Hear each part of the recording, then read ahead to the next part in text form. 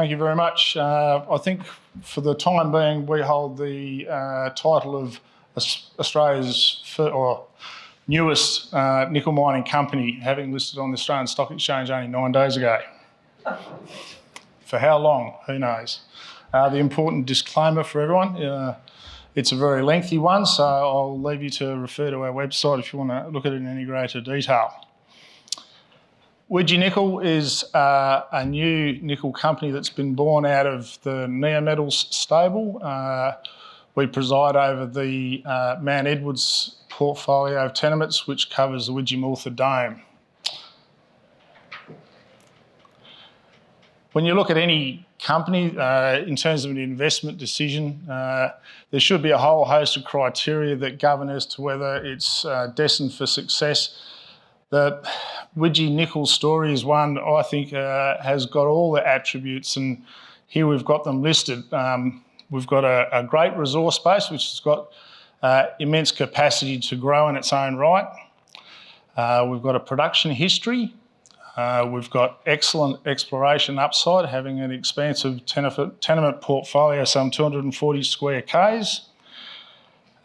We have the X factor. Not only do we have nickel, we have copper, PGEs and cobalt as byproducts, which we don't at this point in time haven't been able to quantify. Location is a very, very important aspect when you've got a company wanting to go into production. So we're ideally located proximal to major infrastructure. The team that Neometals have put together in terms of board and our new operational team are second to none in my opinion. Proximal to Kalgoorlie, which is very, very important, and especially for us, Kambalda, which is only 40 odd kilometres away.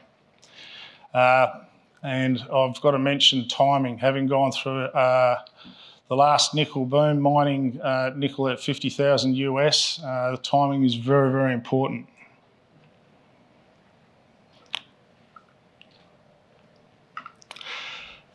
The strategy for Widgie Nickel is pretty straightforward. We've already got a substantial resource base of some 160,000 tonnes of contained nickel. So the focus for us is to bring that nickel resource into a higher level of geological confidence and understand the parameters of those resources and push them through development studies with the express intent of being production ready within the next 2 years or by the end of 2023. We'll be doing work programs obviously to infill and increase the level of confidence, expand those resources where we think we've got potential to expand them, and in turn understand the underlying economic parameters. One of those significant aspects is the recent unveiling of the PGM component to the resource base, which previously wasn't recognised. I find it quite ironic that I think there's a total of 140,000 assays in our drill hole database, and less than 10% of those were assayed for cobalt or PGMs.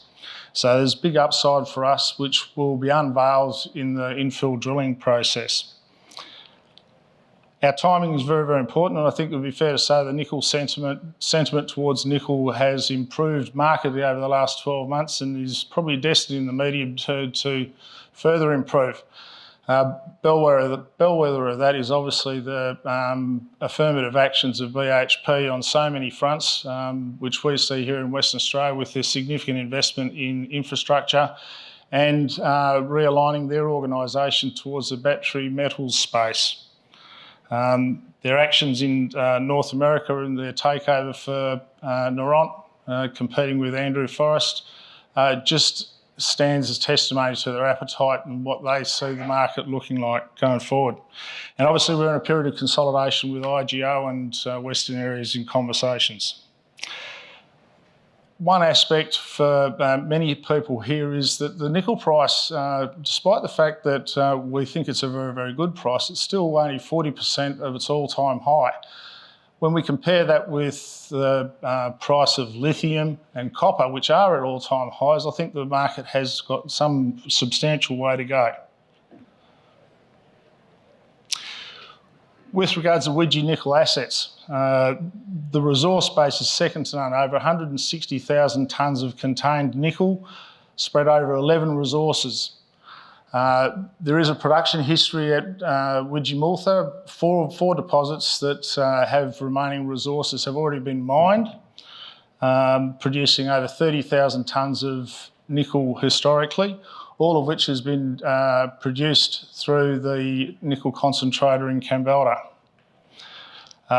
Again, perfect location, 80 kilometres from Kalgoorlie, 40-45 k's from Kambalda, and sealed roads less than 1.5 kilometres from our tenement portfolio. We've got potable water that runs straight past the front gate, railway lines and mains power within 2 kilometres of our tenements. A great situation for an aspiring developer. The deposit was actually started to be explored back in the late 60s associated with the nickel boom. So we've got a substantial inventory spread over 50 odd years worth of historical exploration data, which we're leveraging off going forward. Both on looking at existing resources and also a substantial portfolio of new exploration targets that have been generated as a result of that.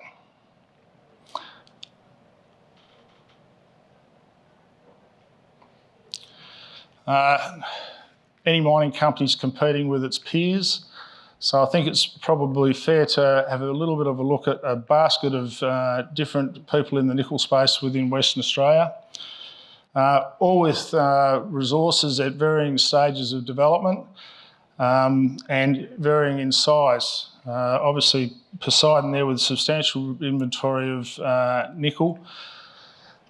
Each one of those, in terms of their market cap, has an enterprise value per nickel tonne associated with the pedigree of their resource, their proximity to processing infrastructure, or the fact whether they have processing infrastructure, and indeed any impediments they have to development, whether it be a high capital cost, have significant impact on their underlying enterprise value.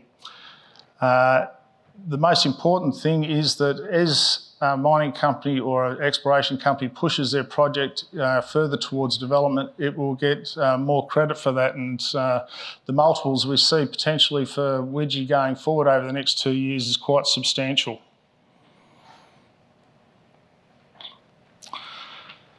With any new company, the board composition is quite an important parameter. We're very, very fortunate that we've got a very, very good broad spread of expertise. It's not biased towards any particular sector. We've got a very good geologist in Felicity Repiccioli-Muir, myself as a mining engineer, Scott Perry, who comes from a processing background, having spent over 10 years with BHP Billiton Nickel West, and a chairman in Andrew Parker, who comes from a corporate legal background, and a same set of hands in Graham Scott, as company secretary. In terms of the capital structure, we're very lucky that we were able to raise some $24 million.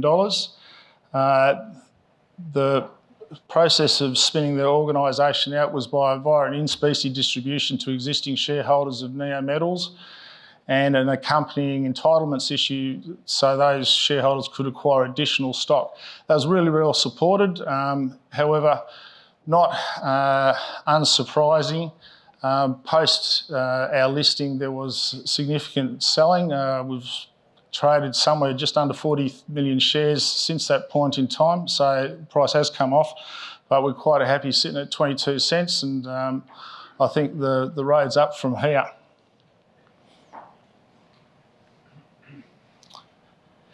In terms of the portfolio of assets, we've got 11 separate resources that are defined, all at varying stages of development or evolution. Some are very low geological confidence, some are indeed very, very close to being production ready. Probably some 75% of the resource base is inferred, so that's the reason why we're going to spend a lot of money infill drilling, 6 of these in particular. I've had it asserted that the resource base is a bit scratchy in Widgie Nickel. Well, Having 11 separate resources can actually be a real positive attribute. All of these resources are very, very close proximity to each other. 10 kilometres north-south, where that circle sits on that image, contains that 160,000 tonnes of nickel. Yet our portfolio is a lot larger than that. You can see below that circle what's known as the Widgie Nickel dome, a big granite dome which it has the mafic and ultramafic rocks wrapped around it. The western limb of that dome has got the potential to host more nickel mineralisation. The Hartley prospect lies on that western side just to the north of Wannaway.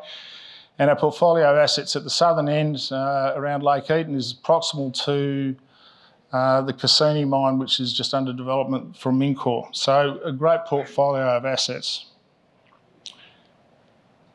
Whoop. We talked about the production history. 31,000 tonnes of nickel. 4 of the resources that we have remaining resources have been mined historically. So there isn't any issue in terms of proving that we can mine. We can prove that we can process. They've all been successful mines and only exported to relatively shallow depths at this point in time. Three of these deposits have only been mined via open pit. The Mount Edwards or 26 North deposit was only mined to 550 metres and still has remaining resource below that. The last 12 years, there hasn't been a huge amount of work done in Widgie Nickel on these assets. The project was in private hands and the momentum's only really been recommenced under Neometals. They've probably invested over the last 3 years $10 million and have brought the resource up to a much higher level of geological confidence. They've found a lot of information that was previously thought to be lost, which has led us to the position where we find ourselves today with 160,000 tonnes of contained nickel. So what are we going to do? The potential for us to get one baseload operation here is eminently achievable. We'll call it Widgie South. It sits just to the south of the Widgie Nickel Tavern, only by 2 or 3 kilometres. There's 3 of these resources that are all within cooee of each other, within 1,500 metres, that have got the potential. When we put them all together, there's something in the order of 70,000 tonnes of contained nickel, which we should be able to access off a single backbone from an underground perspective. It won't require a lot of capital because the existing Widgie 3 open pit, which was a 60-metre deep excavation, is only 300 metres away from the Gillett body of mineralisation, which was only defined in 2008. So 300 metres of capital development and we're onto a new ore body. It's not going to require a lot of capital. And having 3 separate ore bodies that are able to be accessed, we think this will be a baseload that has the potential to go for many years going into the future. This will be supplemented on an ongoing basis by other resources that we've got defined. Armstrong's probably the most advanced, which is largely in the indicated status, and as it sits right at the moment, it's on a care and maintenance basis, so it is capable of a rapid restart. There's a very deep open pit that has been excavated, which will provide the perfect conduit for us to get to the underground resource there. It should be noted that this is the single deposit that has alerted us to the fact of the PGM endowment. And Munda, which I think has got the capacity of really delivering to the organisation. It actually supported our first exploration announcement, which was made pre-open on our opening day's trading. Thanks to the good work by our joint venture, by our joint partner that has the gold rights, Auric Mining. They were successful in drilling a hole through the nickel ore body in an area that was didn't have any previous holes, and they managed to hit some pay dirt, some 24 metres at 3.22% nickel, which far exceeded our expectations and augurs well in the sense that that particular intercept's relatively shallow depth, some 50 metres below surface in fresh rock. So we think the infill drilling in actual fact has got the potential to upgrade. It definitely has in this case. So we'll continue and to push this one along.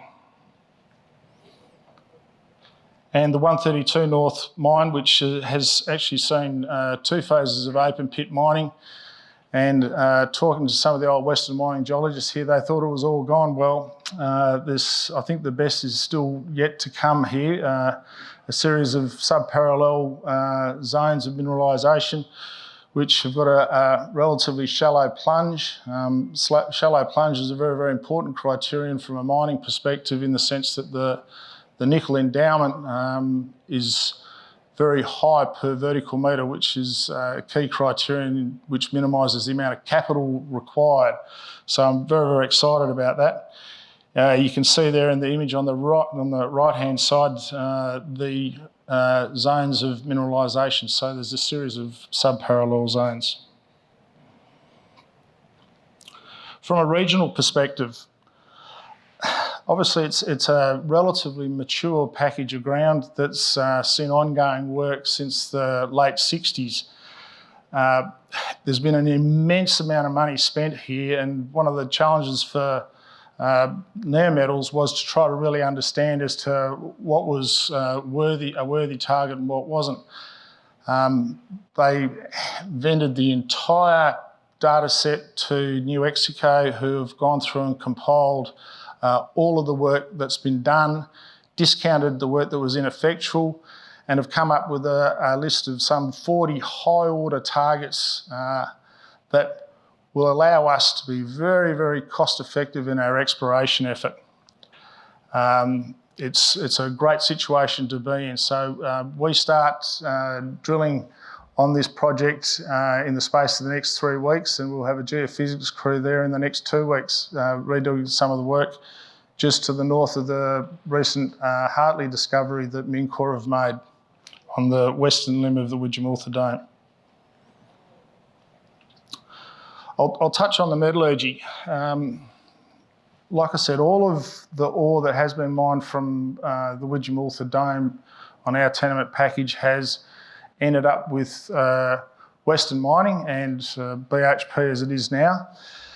So there's a good production history. So we haven't got any issues in terms of understanding the deportment of the nickel. However, the fact that we don't really understand the endowment of PGMs, we've got the opportunity now to refresh that agreement with BHP, but we won't be doing that before we understand what that endowment is and whether there's some value that we can ascribe to that. So that's an opportunity for us. Notwithstanding that, we live in different times, and we'll also be looking at a substantial oxide resource we believe exists. I should probably call that mineralisation rather than a resource. If we're going to be able to see whether we can extract any value of that, because I think that's a significant bonus for us. And also there is a substantial sub 1% sulphide resource that is worthy of further investigation to see whether we can get any value out of that. Whether that be a leaching technology or mechanical upgrading, who knows? We'll watch that space. We've got $750,000 as a starter devoted to that particular task. I probably won't touch on this. We're a price taker, but I think the outlook for nickel and especially nickel sulphide is very, very good going forward. On an ESG note, we're fortunate that first prize for us is to sell our ore to BHP. So the level of surface disruption that we'll see on these mining tenements is minimal. Notwithstanding that, I'm very, very fortunate to be starting a new company. We've got no issues. We start with a clean slate, so we'll be looking to do best practice in everything we do. So far, we've got a 100% strike rate in terms of community participation. Both my RC driller and diamond driller come from Kalgoorlie, so it's a good start in the right way. So in summary, the investment, it's a very, very simple story. We want to get the project into production. Notwithstanding that, we know that we've got an excellent portfolio of exploration ground that has got the potential to have further high-grade nickel discoveries, which we'll intend to unlock. The fact that we'll be drilling on an ongoing basis for the next 2 years provides an excellent flow of new information, plus all the various bits and pieces that I've talked about earlier in this presentation makes Widgie Nickel a very, very exciting story. So on that note, I'll finish saying, for all of those who don't know, our ticker code is WIN, so I urge you, win with Widgie. Thank you.